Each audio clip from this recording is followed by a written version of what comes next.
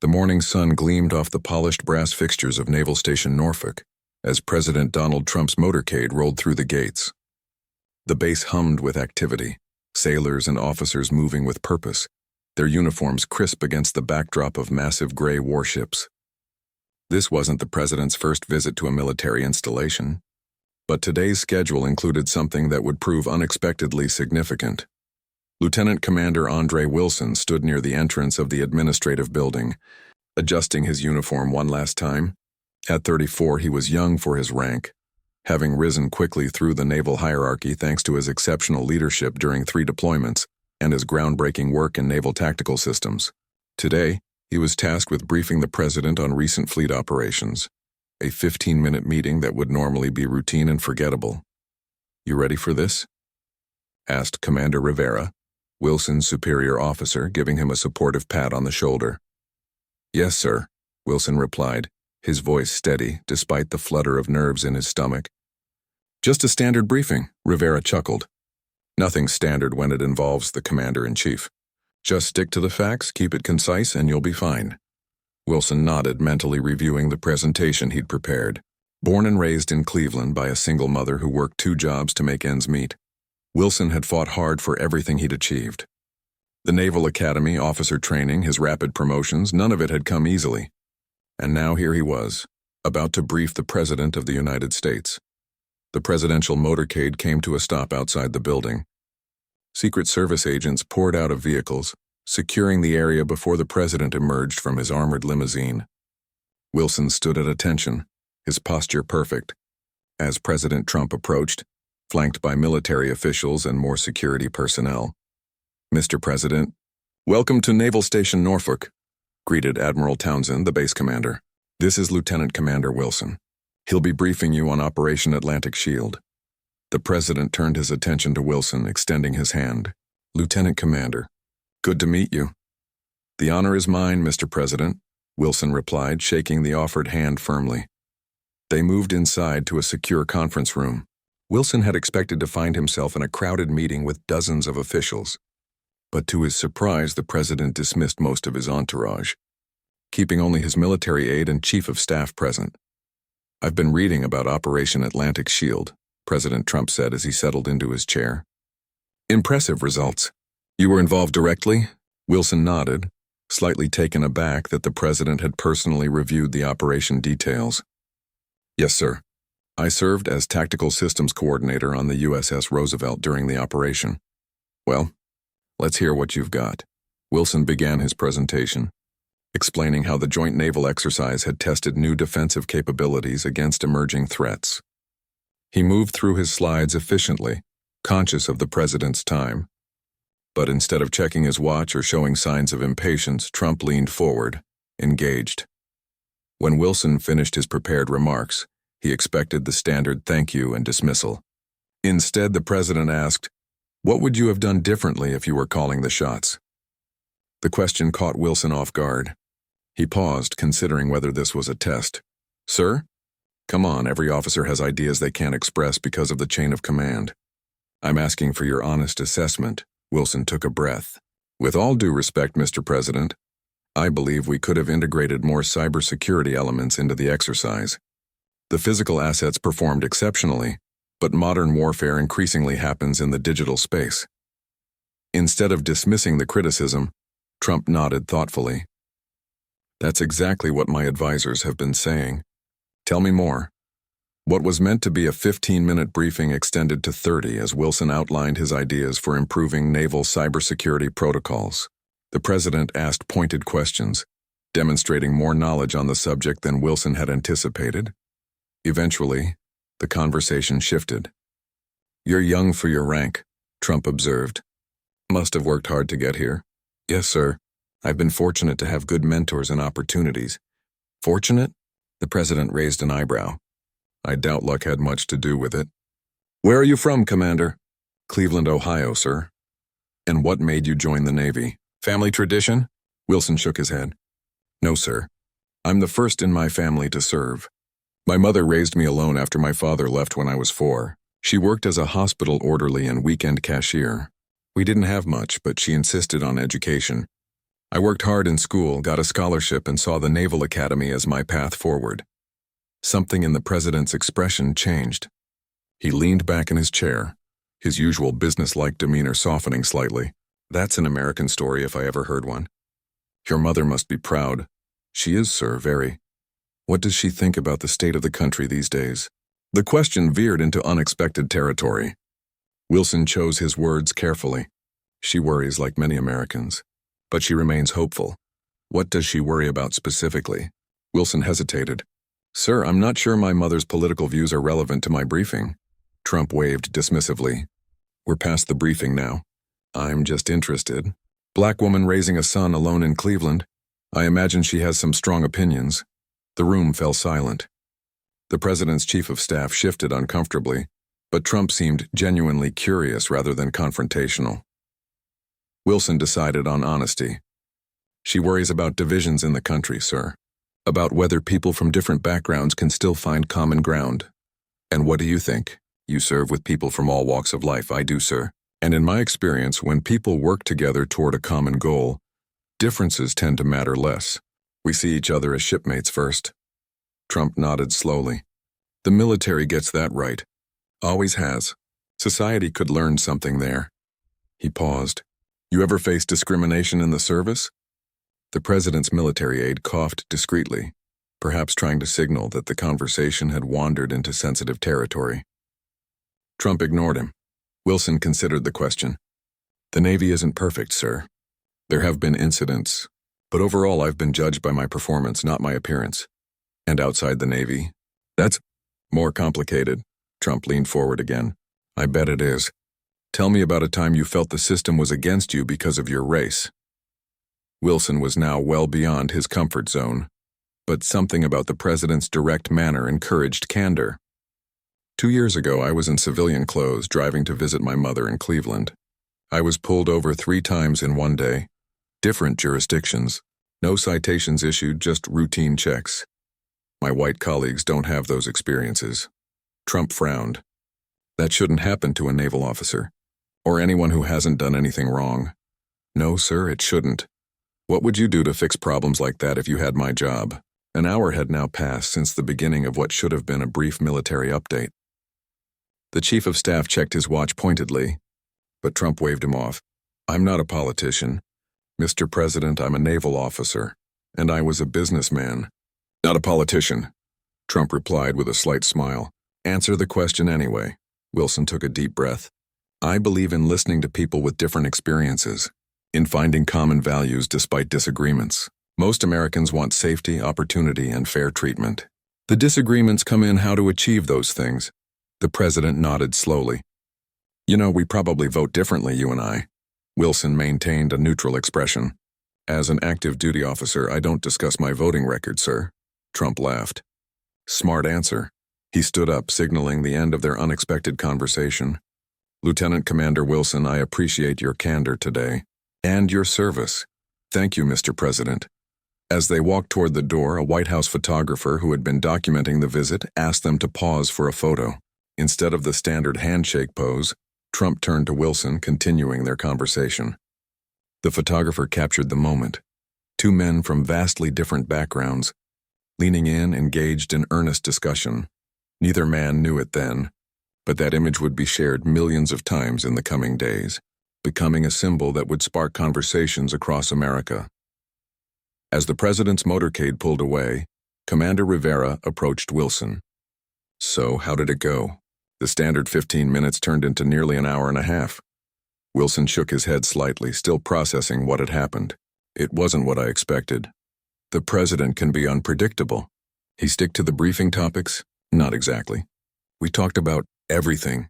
Race, society, my personal background. Rivera's eyebrows shot up. Seriously? How did that go? Wilson considered the question. We disagreed on some things, agreed on others. But he listened, really listened. And so did I. Rivera said. Maybe there's hope for this country after all. Wilson watched the motorcade disappear through the base gates. Maybe so, he said quietly. Maybe so. The photograph hit social media that evening. The White House communications team had posted it as part of the day's official activities. a seemingly routine update. The caption simply read, "President Trump meets with naval officers at Norfolk Station to discuss fleet operations." But there was nothing routine about the image itself. It showed the president and Lieutenant Commander Wilson leaning toward each other, both men's expressions earnest and engaged. Trump's usual camera-ready smile was absent, replaced by a look of genuine interest. Wilson's posture was respectful but not stiff, his hands animated mid-gesture as if explaining something important. It wasn't the standard military briefing photo, handshakes and salutes against a backdrop of flags. This looked like a real conversation between two people who had temporarily forgotten their vastly different ranks and backgrounds. Damon Powell, a political journalist for the Washington Post, was the first major media figure to comment. "Interesting photo from Norfolk today," he tweeted, sharing the White House post. "When was the last time we saw the president in what appears to be an actual dialogue rather than a performance?" Within hours, the image had spread across platforms. News outlets picked it up, first as a curiosity, then as a talking point. What were they really discussing? Became the question of the moment. At his apartment near the naval base, Wilson was oblivious to the growing storm. After the unexpected meeting with the president, he'd gone about his day. Paperwork, meetings, a workout at the base gym. It wasn't until his phone began buzzing nonstop that evening that he realized something was happening. "Have you seen this?" texted his friend Lieutenant Alex Chen with a link to a news site. Wilson clicked and saw the photo, now headlining an article titled, "Unexpected Moment of Connection. Trump's candid conversation with black naval officer sparks curiosity." "Oh no," Wilson muttered to himself. He quickly scanned the article, relieved to find it contained no details of their actual conversation, just speculation and context about the president's visit to Norfolk. His phone rang. It was his mother. "Andre, you didn't tell me you were meeting the president today." Her voice was a mix of pride and indignation. "It was supposed to be a routine briefing, Mom. I didn't think it was worth mentioning." "Well, it's all over the news now. My phone's been ringing off the hook. Mrs. Thompson from church called. So did Cousin Ray and your old high school teacher, Mr. Gallagher." Wilson sighed. "It's just a photo, Mom." "No, it's not just a photo. People are talking about it." "What did you two discuss that was so interesting?" Wilson hesitated. "We talked about a lot of things. The operation I was briefing him on, but then personal stuff too. My background, your sacrifices for me, some talk about race relations." His mother was silent for a moment. "And how did that go?" "Surprisingly well," Wilson admitted. He listened, asked questions. "Didn't just talk at me." His mother said. A lifetime of skepticism in that single sound. "I know. Mom, I was surprised too." After promising to call her with more details later, Wilson hung up and opened his laptop. The image was everywhere now, accompanied by commentary from all sides of the political spectrum. Right-leaning outlets emphasized Trump's willingness to engage with military personnel from diverse backgrounds. "President shows leadership in bridge-building conversation," read one headline. Left-leaning sites were more cautious with headlines like, "Staged photo op or genuine moment." Naval officers' expressions suggest real dialogue. Wilson's phone rang again. This time it was Commander Rivera. "Wilson, have you checked your email? The base public affairs office has received dozens of media requests for interviews with you." "What?" "Why, that photo has gone viral. Everyone wants to know what you and the president talked about." Wilson rubbed his temples. "I can't discuss that. It was a private conversation." "I know that, and you know that, but the media circus doesn't care.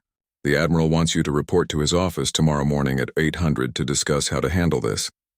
After hanging up, Wilson sat staring at his phone as notifications continued to pour in. Friends, former classmates, even ex-girlfriends were messaging him. His LinkedIn profile views had skyrocketed. Someone had even found his mother's address and sent a reporter to her door. This wasn't what he had signed up for when he joined the Navy. Meanwhile, at the White House, President Trump was in the Oval Office, scrolling through reactions to the day's events on his phone. His social media director had already briefed him on the unexpected traction the Norfolk photo was getting. "Sir, would you like us to issue a statement about your conversation with the lieutenant commander?" asked his communications director. "People are speculating wildly." Trump looked up from his phone. Let them speculate. Sometimes a picture says enough. But sir, the narrative is developing without our input. Both sides are spinning it to fit their agendas. Trump shrugged. That's what they always do. He paused, then added, "Find out more about this Wilson. His background, his record. I want the full picture." "Yes, sir. And if the press asks about the nature of your conversation, tell them it was private and productive." Trump turned back to his phone, scrolling through more comments. "And find out if he's getting hassled. Make sure the Navy's taking care of him." The next morning, Wilson arrived at Admiral Townsend's office precisely at 0800. The Admiral wasn't alone. 2 members of the base public affairs team and a Navy lawyer were also present. "At ease, Wilson," Townsend said after Wilson saluted. "Sit down. We need to discuss this situation. Sir, I apologize for any disruption." Townsend waved him off. "You have nothing to apologize for. The President chose to extend your meeting time. That's his prerogative. What we need to discuss is how to handle the media attention." The public affairs officer, Lieutenant Commander Harris, spoke up. "The photo has become what we call a moment. It's being interpreted as symbolic of potential dialogue across political and racial lines. The requests for interviews with you have multiplied overnight." Wilson shifted uncomfortably in his chair. "With all due respect, I don't want to give interviews about a private conversation with the Commander-in-Chief." "And you won't have to," the Admiral assured him. "Navy policy is clear. But we do need to issue some kind of statement to take pressure off you and the base." They spent the next hour crafting a brief statement that acknowledged the meeting had occurred but provided no details about the conversation. It emphasized Wilson's exemplary service record and requested privacy. As Wilson left the Admiral's office, his phone buzzed with a text from an unknown number. "To Commander Wilson. Please call when convenient. White House Chief of Staff." Wilson stared at the message in disbelief. After verifying through official channels that it was genuine, he returned the call. "Lieutenant Commander, thank you for calling back," said the Chief of Staff. "The President asked me to check on you personally. He's aware of the media attention and wanted to make sure you're not being overwhelmed." Wilson was momentarily speechless. I appreciate his concern. The Navy is handling the situation, sir." "Good. The President also wanted me to convey that he found your conversation valuable and would like to continue it at some point, if you're amenable." "Of course, sir. I would be honored." After the call ended, Wilson walked through the base, aware of the sideways glances and whispers that followed him. His previously anonymous career had suddenly become very public. In Washington, D.C., political commentators were having a field day with the viral photo. On the popular morning show Capitol Perspective, host Diane Walker led a panel discussion on its significance. "What's remarkable about this image," said political analyst Robert Taylor, "is how unexpected it is in our current climate. When was the last time we saw genuine engagement across the political divide that wasn't immediately followed by partisan attacks? Let's not overstate things," countered Professor Anita Chen from Georgetown University. "It's a single photograph. We have no idea what they actually discussed." "That's precisely what makes it powerful," Taylor argued. "In the absence of details, people are projecting their hopes onto it. Some see the president reaching out to communities he's been accused of alienating. Others see a military officer bravely speaking truth to power. It's becoming a Rorschach test for the nation." By evening, the story had evolved.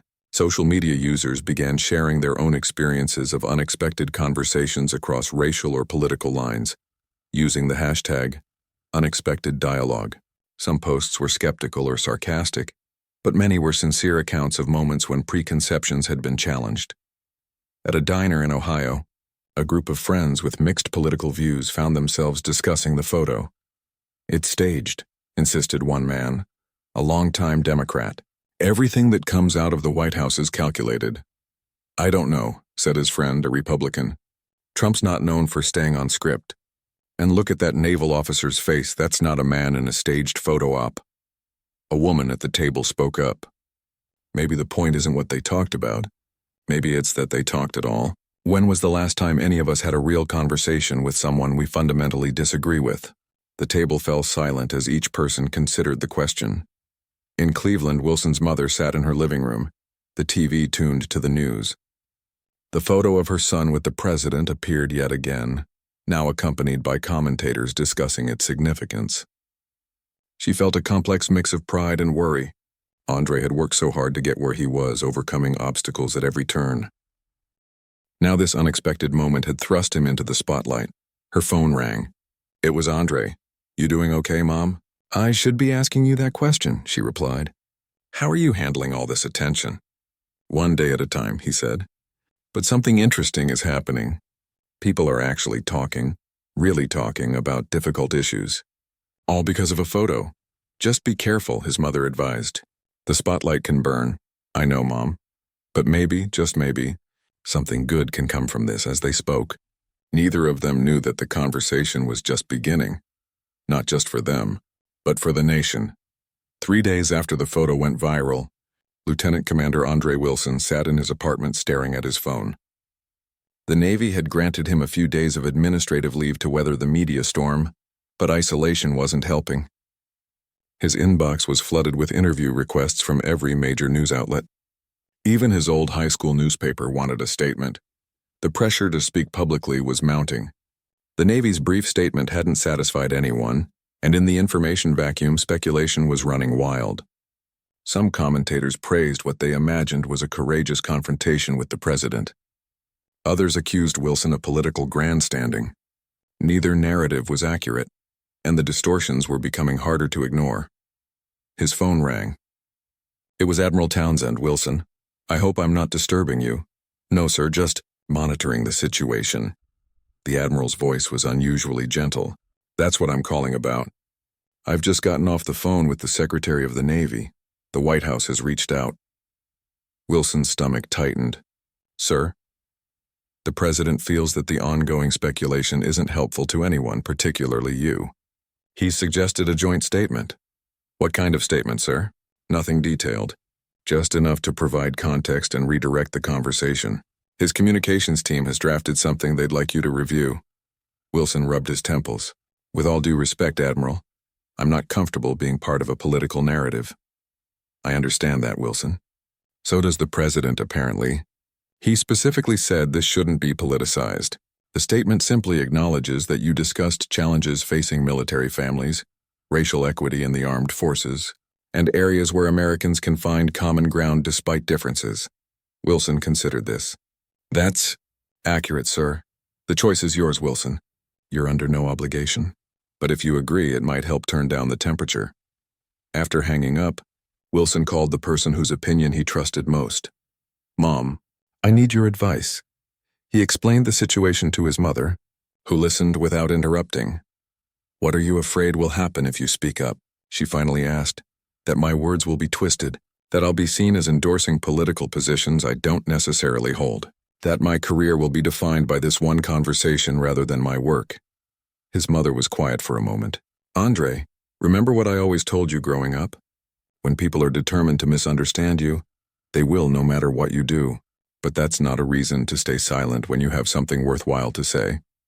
Wilson thought about his conversation with the president, the unexpected moments of connection, the respectful disagreements, the surprising common ground. "Maybe there is something worthwhile here," he admitted. "Then trust your judgment, son, just like I've always trusted you." 2 hours later, Wilson called Admiral Townsend back. "I'd like to make my own statement, sir. Not a joint one with the White House. Something simple and straightforward in my own words." There was a pause on the line. "I'll run it up the chain, but I don't see why that would be a problem." "What are you thinking?" "Just the truth, sir. Nothing more, nothing less."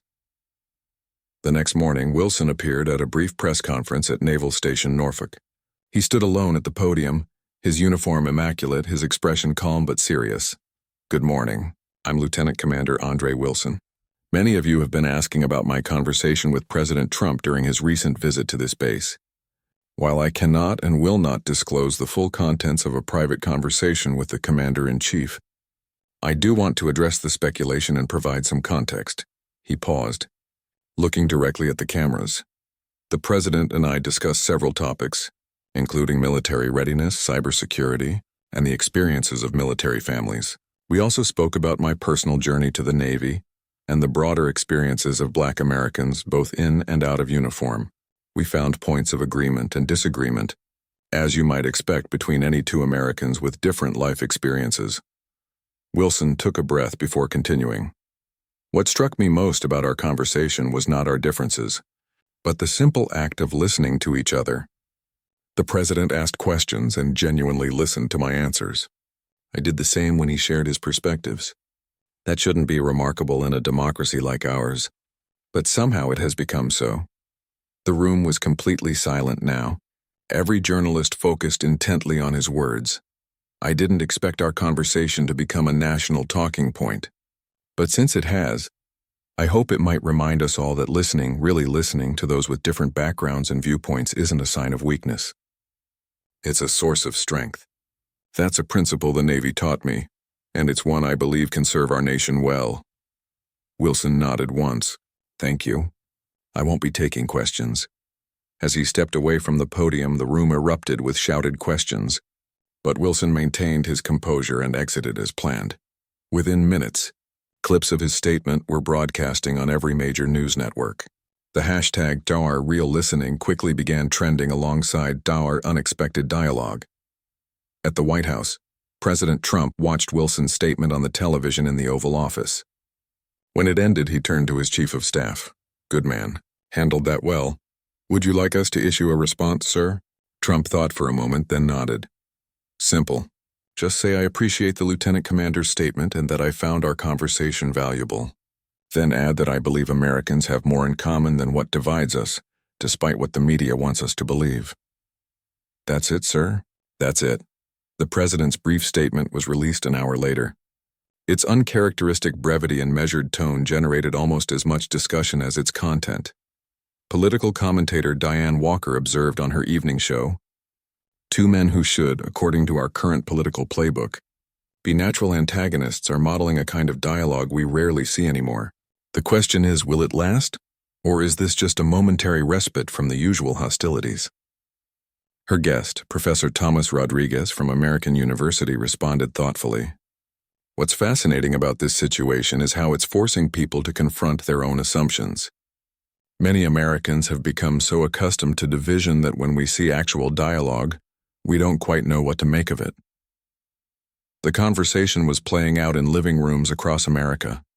In a suburban neighborhood in Michigan, the Coopers were having dinner with their neighbors, the Washingtons.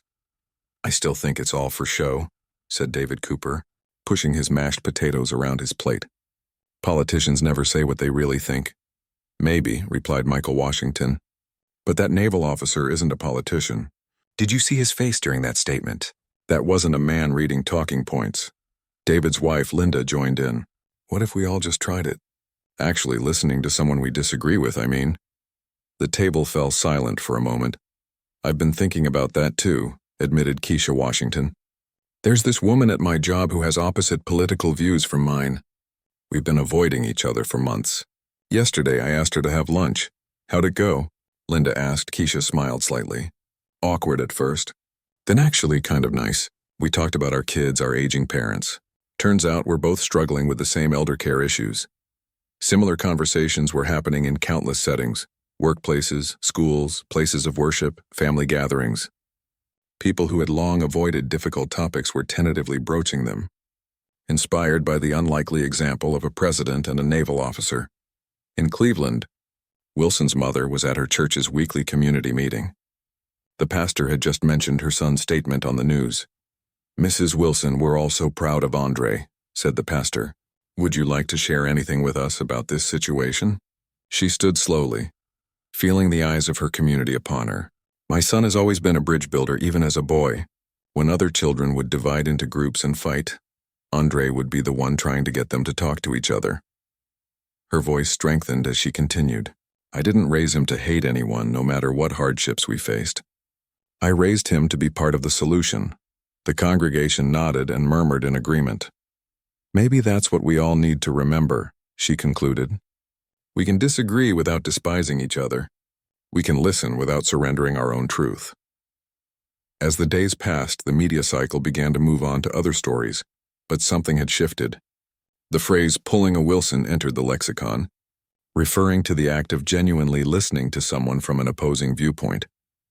A week after his press statement, Wilson was back on duty, grateful that the spotlight was dimming. As he walked through the base, his colleague Lieutenant Chen fell into step beside him. So you're famous now, Chen said with a grin. How does it feel? Wilson shook his head. Uncomfortable.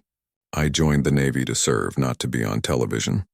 Well, maybe you're serving in a different way now. My parents never talk politics, too divisive.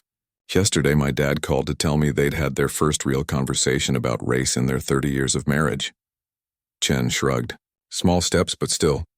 Wilson was about to respond when his phone buzzed with a message. He glanced down and stopped walking abruptly. Everything okay? Chen asked. Wilson stared at his phone in disbelief. It's from the White House. The president is requesting my presence at a roundtable discussion on military diversity initiatives next week. Chen whistled low. Are you going to go? Wilson thought about everything that had happened since that unexpected conversation. The photo, the media frenzy, his statement, the national conversation it had sparked. He thought about his mother's words about being part of the solution. Yes, he said finally, I think I am. What had begun as a 15-minute briefing was evolving into something neither Wilson nor President Trump could have anticipated, a genuine dialogue with the potential to bridge some of America's deepest divides. The conversation was far from over. In fact, it was just beginning. The White House East Room had never felt so intimidating to Lieutenant Commander Andre Wilson. He'd faced storms at sea, navigated tense military operations, and briefed high-ranking officials, but nothing had prepared him for sitting at a polished mahogany table with the president, military leaders, civil rights advocates, and news cameras capturing every moment. Before we begin, President Trump said, addressing the assembled group, I want to thank Lieutenant Commander Wilson for joining us today. Our conversation at Naval Station Norfolk was the catalyst for this meeting, and I believe it's a conversation worth continuing on a larger scale. Wilson nodded, acutely aware of the eyes on him. This roundtable on diversity in the military had attracted significant attention. Some saw it as a genuine attempt at bridge building, others as political theater. Wilson himself wasn't entirely sure which it was, but he'd decided it was worth finding out. The discussion began with military leaders presenting statistics on minority recruitment, retention, and promotion. Defense Department officials outlined current initiatives and challenges. Civil rights representatives highlighted areas where progress had stalled. Throughout the presentations, Wilson noticed the president listening attentively, occasionally asking pointed questions that suggested he'd been briefed thoroughly. When the formal presentations concluded, Trump turned to Wilson. Lieutenant Commander, you have a unique perspective here. You've lived this experience. What are we missing? What should we be focusing on that isn't in these reports? The room fell silent. Wilson hadn't expected to be put on the spot so directly. He took a breath and spoke from the heart. Mr. President, the military has made tremendous progress on paper. The policies and programs are largely in place. What's harder to quantify is culture, the daily lived experience of service members from different backgrounds. Two sailors can serve on the same ship with the same rank but have vastly different experiences based on how they're perceived. Wilson paused, measuring his words carefully. The most effective leaders I've served under didn't just enforce diversity policies. They modeled inclusive behavior and held others accountable for doing the same. They created environments where everyone felt valued for their contributions, not just tolerated or checked off on a demographic sheet. President Trump leaned forward. Give me a specific example of what works and what doesn't. For the next few minutes, Wilson shared concrete examples from his career, mentorship programs that succeeded, well-intentioned initiatives that backfired, and the importance of addressing subtle barriers to advancement. As he spoke, Wilson noticed something unexpected. The president was taking notes. Thank you, Lieutenant Commander, Trump said when Wilson finished. That's the kind of practical insight we need. He turned to his military advisors. I want a plan that addresses these cultural issues, not just the numbers. And I want it within 30 days. The meeting continued for another hour, with various participants building on Wilson's points. Throughout, the president kept returning to the theme of listening, really listening to those with first-hand experience. When the roundtable concluded, participants mingled for photos and handshakes. Wilson found himself approached by Dr. Anthony Powell, a prominent civil rights leader who had been openly skeptical about the event. I came here expecting a photo op, Dr. Powell admitted quietly, but that was a substantive discussion, Your contribution was particularly valuable. Thank you, sir. I was just speaking from experience. Sometimes that's exactly what's needed. Dr. Powell handed Wilson his card. I'd like to continue this conversation. As Wilson was preparing to leave, a presidential aide approached him. The president would like a word with you in private. If you have a moment. Wilson was led to a small study off the East Room. President Trump was waiting, having shed his suit jacket and loosened his tie slightly. Lieutenant Commander, thank you for your candor today. Thank you for the invitation, Mr. President. Trump gestured to a pair of chairs. Have a seat. No cameras, no staff. Just a follow-up to our conversation at Norfolk. They sat, and for a moment neither spoke. Then the president leaned forward. I've been thinking about what you said regarding your experiences being pulled over. It's not something I've experienced personally, but I've heard similar stories from others. I want you to know I'm taking it seriously. Wilson nodded, surprised by the president's directness. I've asked the Attorney General to look into police training reforms, Trump continued. Not as a criticism of law enforcement. I support our police strongly, but as a way to strengthen community trust. Your perspective helped shape that decision. I appreciate that, sir.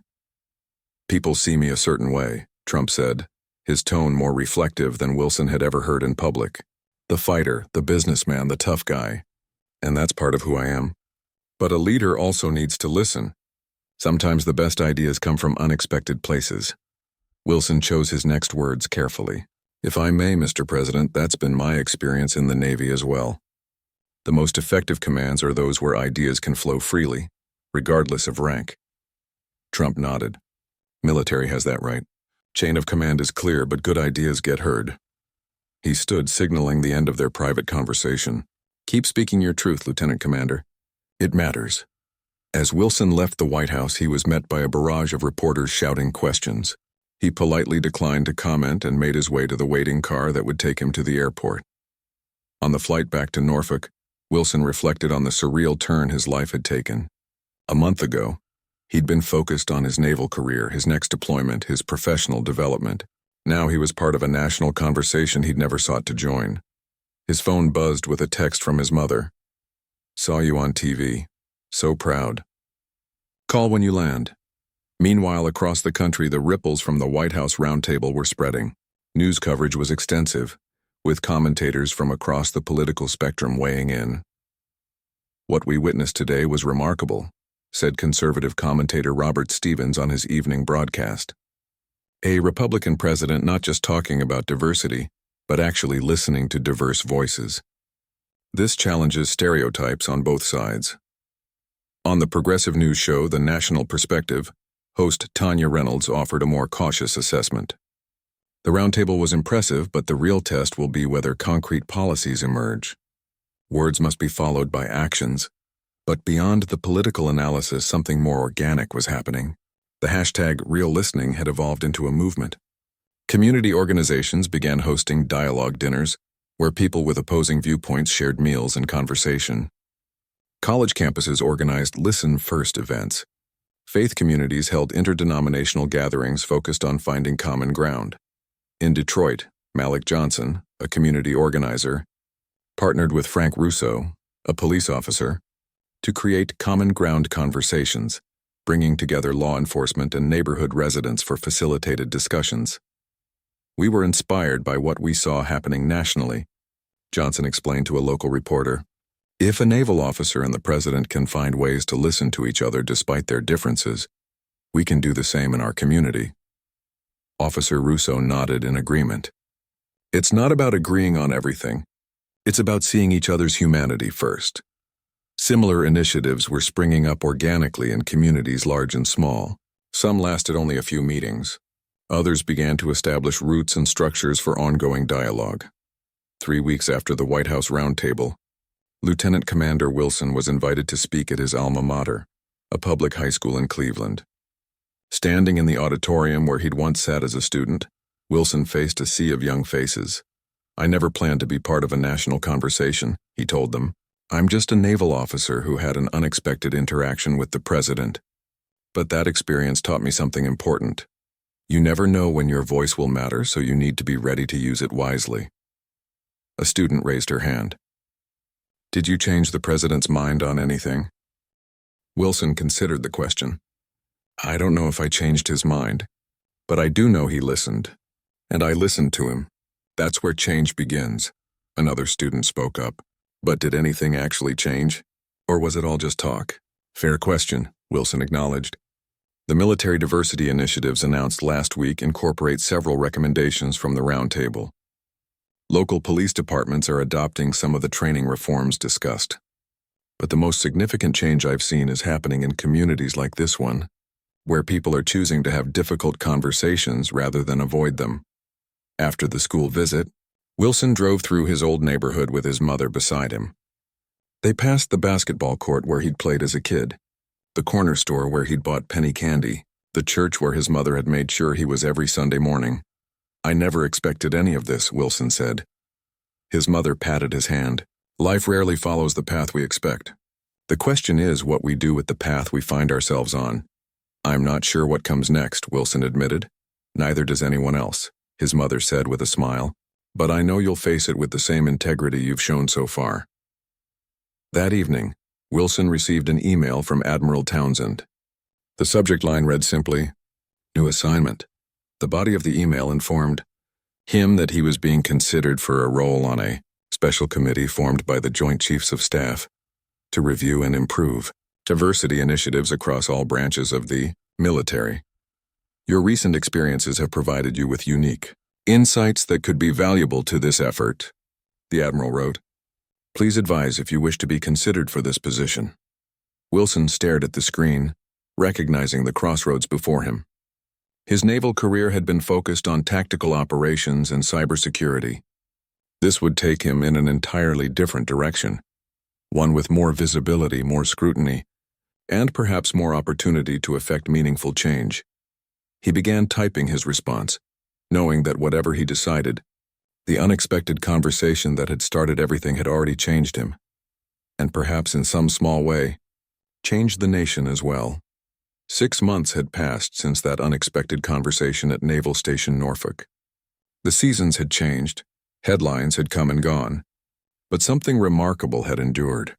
Lieutenant Commander Andre Wilson stood in his dress whites before a gathering of family, friends, and fellow officers. The ceremony room at the Pentagon buzzed with anticipation. At the front of the room stood Admiral Townsend, alongside the Secretary of the Navy and, oh surprisingly, President Donald Trump. Attention. To orders, called the ceremony officer. The room fell, silent as Admiral Townsend stepped forward. The President of the United States has placed special trust and confidence in the patriotism, valor, fidelity, and abilities of Lieutenant Commander Andre Wilson. In view of these qualities and his demonstrated potential for increased responsibility, he is promoted to the rank of Commander, United States Navy, effective immediately. Wilson's mother, seated in the front row, wiped away tears as his girlfriend, Leah, squeezed her hand. This wasn't just any promotion ceremony. It represented both professional recognition and the culmination of an unexpected journey. Wilson stepped forward. Admiral Townsend and his mother removed his lieutenant commander shoulder boards and replaced them with the new commander insignia. President Trump then stepped up to shake Wilson's hand, holding the grip longer than protocol required. Congratulations, Commander, the president said, loud enough for those nearby to hear. Well deserved. Thank you, Mr. President, Wilson replied. After the ceremony, a small reception allowed guests to mingle. Wilson moved through the crowd, accepting congratulations, until he found himself face-to-face with the president again. Your work on the Joint Chiefs Diversity Committee has made a real difference, Trump said. The recommendations you helped develop are changing how our military approaches these issues. It's been a team effort, sir. Trump nodded. Always is. But sometimes it takes one person to get the ball rolling. He glanced around, then added more quietly, Did you see the latest community dialogue numbers? Over 500 cities now have regular meetings bringing together different viewpoints. Started with just one conversation. Wilson nodded, still amazed by how far things had come.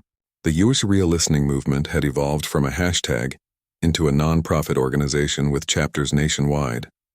The initial dialogue dinners had expanded into structured community forums addressing local issues through collaborative problem-solving.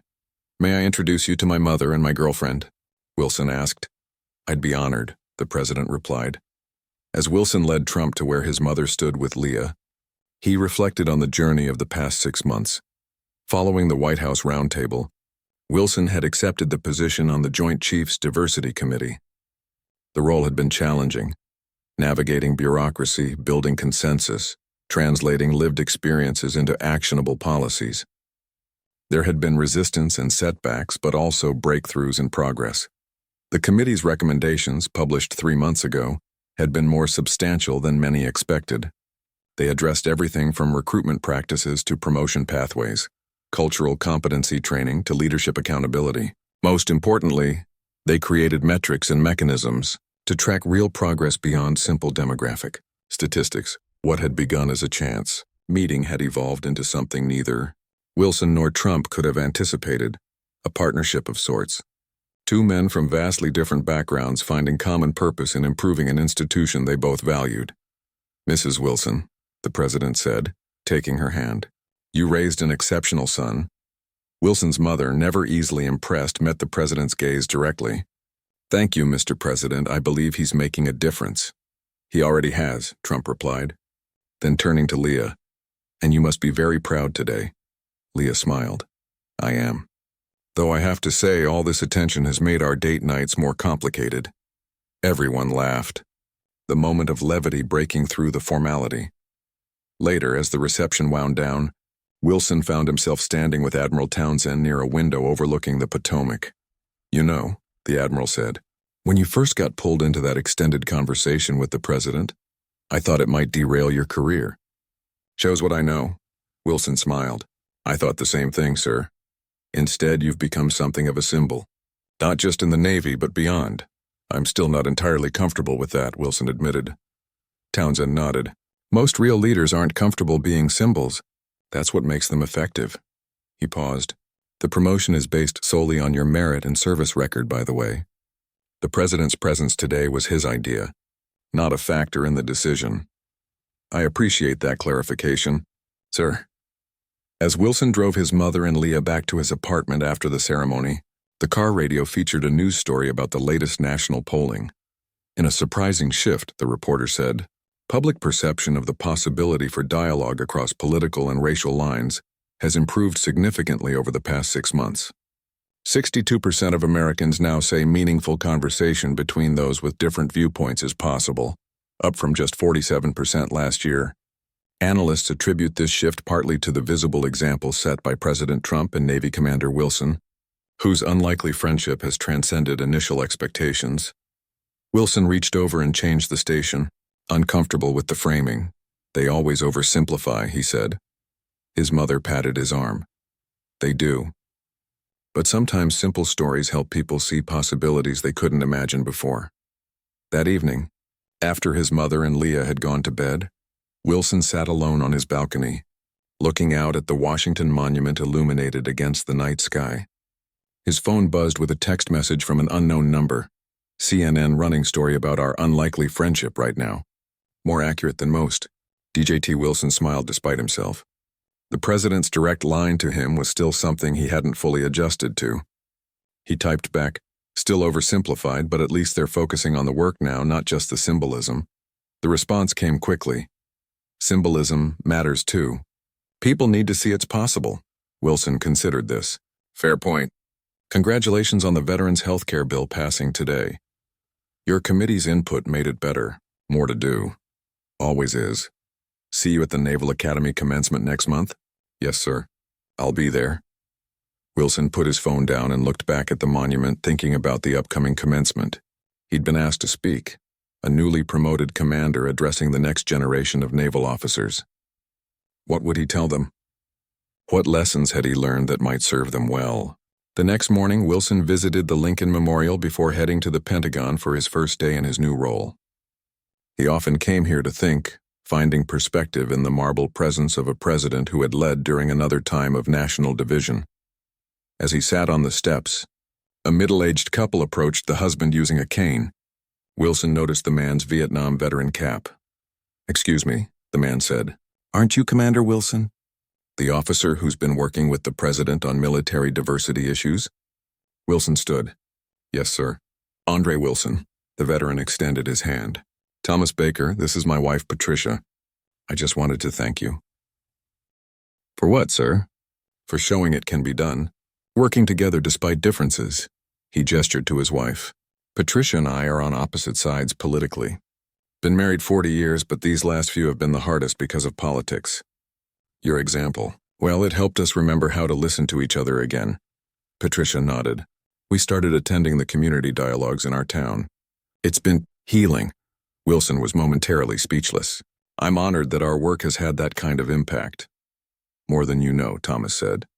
Our son and daughter haven't spoken in 2 years because of political disagreements. Last week they had dinner together. Small steps, but important ones. After chatting a few minutes more, Wilson excused himself to head to work. As he walked to his car, his phone rang. It was Dr. Anthony Powell, the civil rights leader he'd met at the White House roundtable months ago. Commander, congratulations on the promotion, Dr. Powell said. I was hoping we could meet this week. The community dialogue program is expanding, and we'd value your input on the next phase.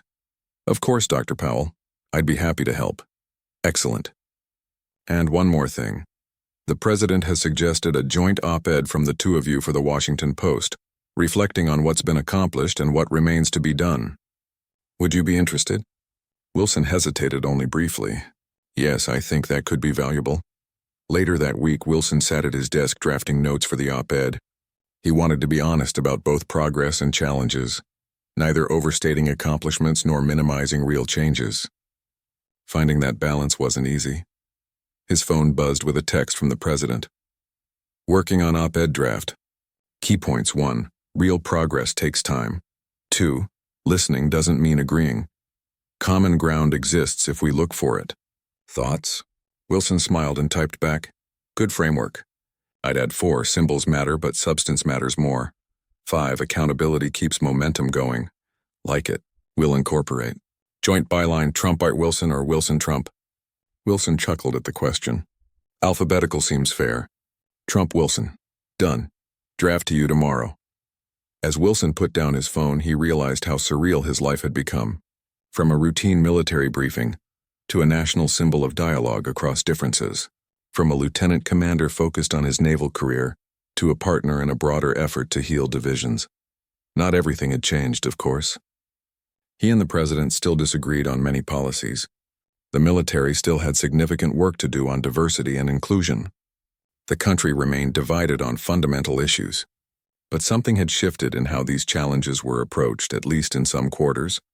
The following day, Wilson visited a high school in one of Washington, D.C.'s underserved neighborhoods as part of a naval recruitment and mentoring program. As he spoke with students about possibilities they hadn't considered, he recognized the most important lesson from his unexpected journey. Single conversations rarely change the world, but they can change perspectives. Changed perspectives can lead to different choices. Different choices multiplied across many lives can shift the direction of families, communities, institutions, and eventually, perhaps, a nation. It had started with one unexpected conversation. Where it would end, no one could say.